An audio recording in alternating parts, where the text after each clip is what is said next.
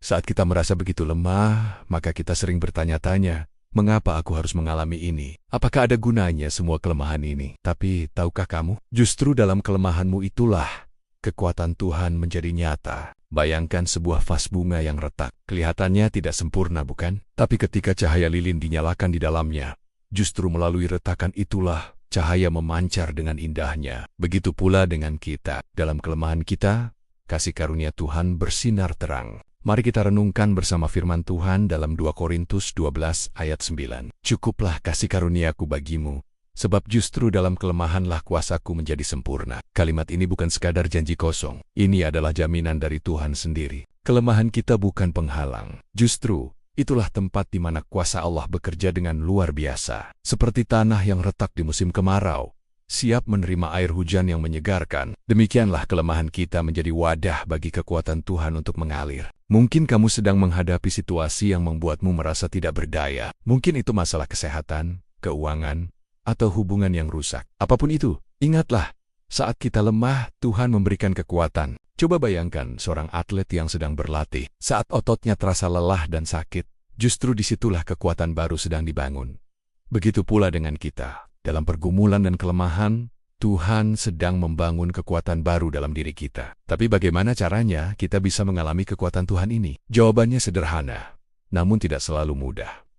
Belajarlah bersandar, bukan pada dirimu, tapi pada kuasanya. Ini seperti seorang anak kecil yang belajar berenang. Awalnya, dia meronta-ronta mencoba mengandalkan kekuatannya sendiri. Tapi begitu dia belajar untuk rileks dan membiarkan air menopangnya, barulah dia bisa mengapung dengan mudah. Begitu pula dengan kita dalam menghadapi kehidupan. Mungkin kamu bertanya-tanya, tapi bagaimana caranya bersandar pada Tuhan? Ini bukan tentang melakukan sesuatu, tapi lebih kepada sikap hati. Ini tentang mengakui bahwa kita tidak bisa melakukannya sendiri, dan dengan rendah hati meminta pertolongan Tuhan. Cobalah mulai harimu dengan doa sederhana. Tuhan, aku mengakui kelemahanku.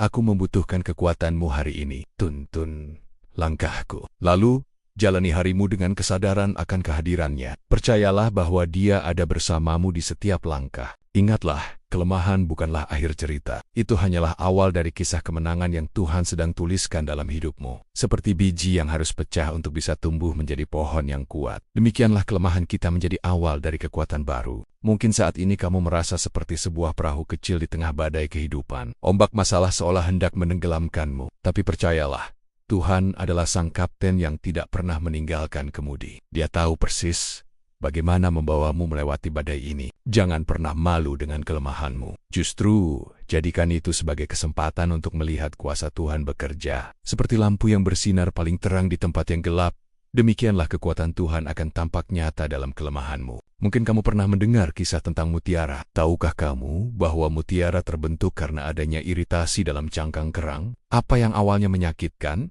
justru menghasilkan sesuatu yang indah dan berharga. Begitu pula dengan kelemahan kita di tangan Tuhan. Sekarang, aku ingin mengajakmu untuk merefleksikan hidupmu. Adakah area di mana kamu merasa lemah saat ini? Mungkin dalam pekerjaanmu, studimu, atau bahkan dalam pelayananmu. Jangan simpan itu sendirian. Bagikan di kolom komentar, dan mari kita saling menguatkan. Ingatlah, kita semua pernah mengalami kelemahan. Tapi kita juga telah menyaksikan bagaimana Tuhan bekerja melalui kelemahan itu. Ceritamu bisa menjadi inspirasi bagi orang lain yang mungkin sedang berjuang dengan hal yang sama. Bayangkan sebuah orkestra. Setiap instrumen memiliki perannya sendiri. Ada saat di mana biola memainkan melodi utama, tapi ada juga saat di mana ia harus diam, memberi ruang bagi instrumen lain untuk bersinar. Begitu pula dalam hidup kita. Ada masa di mana kita merasa kuat, tapi ada juga masa di mana kita harus belajar untuk diam dan memberi ruang bagi kekuatan Tuhan untuk bekerja. Jadi, apa yang harus kita lakukan saat merasa lemah? Pertama, akui kelemahanmu di hadapan Tuhan. Kedua, percayalah bahwa Dia memiliki rencana di balik setiap kelemahan. Dan ketiga, bersandarlah pada kekuatannya, bukan pada kekuatanmu sendiri. Ini seperti seorang penerjun payung. Saat dia melompat dari pesawat, dia tidak mengandalkan kekuatannya sendiri untuk terbang. Dia membiarkan dirinya jatuh, tapi dengan keyakinan penuh pada parasutnya. Begitu pula kita. Saat kita merasa jatuh, percayalah bahwa kasih karunia Tuhan adalah parasut kita. Mungkin saat ini kamu merasa seperti sebuah pot tanah liat di tangan sang penjunan. Proses pembentukan terkadang terasa menyakitkan, tapi percayalah, Tuhan sedang membentukmu menjadi bejana yang indah dan berguna. Jadi, jangan pernah malu dengan kelemahanmu, karena justru dalam kelemahan itulah Tuhan memakainya untuk menyatakan kuasa-Nya. Kelemahan kita adalah panggung bagi kemuliaan-Nya untuk ditampilkan. Ingatlah selalu, kamu mungkin lemah, tapi Tuhanmu kuat, dan kekuatannya lebih dari cukup untuk menutupi segala kelemahanmu. Sebelum kita mengakhiri video ini, aku ingin mengajakmu untuk melakukan sesuatu. Tuliskan kelemahan yang saat ini kamu rasakan di kolom komentar dan tambahkan janji Tuhan dari 2 Korintus 12 ayat ke-9.